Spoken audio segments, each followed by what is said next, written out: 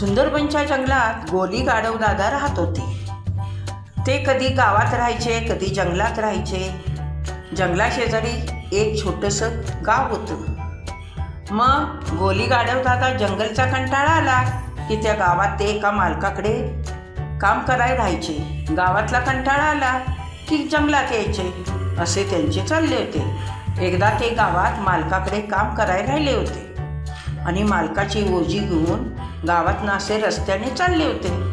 तेव्हा त्यांना मागून एक उमदा, तरुण, रुबाबदार राजा नावाचा सैन्यातला घोडा आलेला दिसला.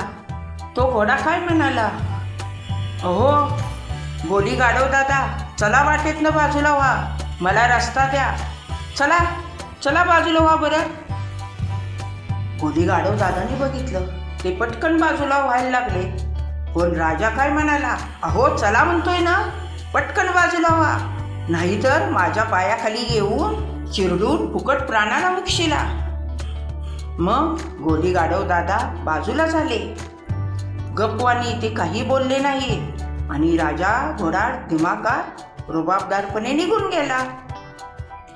मग गोली गाढव दादा देवाला काय म्हणाले, देवा, पुढच्या जन्मी मला जर जन्म दिलास का नाही, तर असा ह्या राजा घोड्यासारखा दे. किती सुंदर देखणा रुबाबदार घोडा आहे, मला खूप आवडलाय, असाच मला जन्म दे.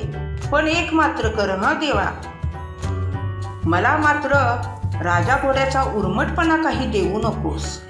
असे म्हणून गोली गाढव दादा आपल्या घरी ओझे घेऊन निघून गेले. थोड्याच दिवसांनी काय झालं, राजा घोड्याला राजाचा मालक तो सैन्यात होता. मग मालक राजाला घेऊन रणांगणात एक लढाईसाठी गेला. लढाईत राजा घोड्याला पायाला जखम झाली. मग मालकाने औषधोपचार केला तरी जखम बरी होईना. थोड्या दिवसांनी जखम बरी झाली, पण राजाचा पाय आदू झाला.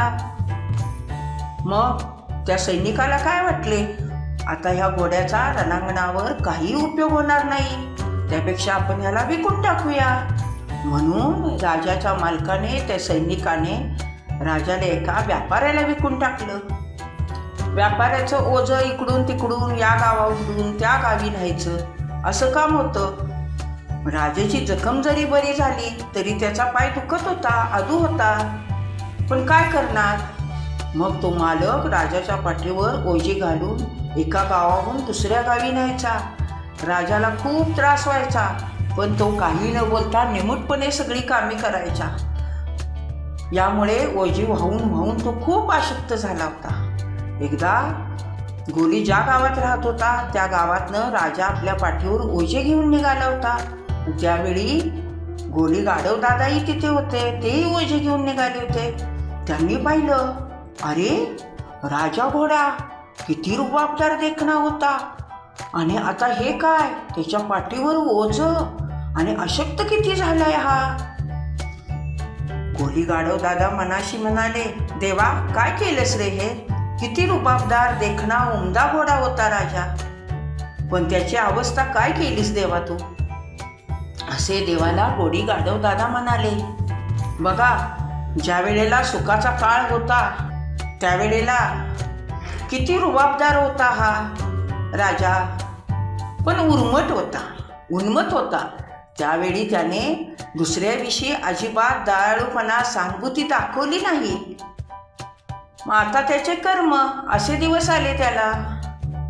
देवा नको रे बाबा, आधी सुखाचा काळ नंतर दुःखाचा, किंवा आधी दुःखाचा नंतर सुखाचा, असं काही नको देवा. त्यापेक्षा का नाही आहे हेच बरं आहे. देवा मला घोड्याचा जन्म नको देऊस, माझा आहे हा गाढवाचा जन्म मला बरा आहे. कष्ट करणे हेच चांगले, आधी सुख भोगून परत दुःख भोगण्यापेक्षा सुरुवातीपासून शेवटपर्यंत कष्टात जगणे हेच चांगले. आयुष्यभर थोडे थोडे कष्ट करून आयुष्य जगणे म्हणजे सुखाचा परमोच्च गाठणे आहे. मला हे कष्टाचे जीवनच बरे आहे. असे म्हणून गोली गाढव दादा तिथून ओझे घेऊन आपल्या मालकाच्या घरी निघून गेले. म्हणून म्हणतात, आधी सुख भोगून परत दुःख येण्यापेक्षा कायम सतत कष्ट करून खाणे हेच चांगले, हेच उत्तम. हा व्हिडिओ आवडला असेल तर आपल्या आजीच्या गोष्टी चॅनलला लाईक करा, शेअर करा आणि सबस्क्राईब करा.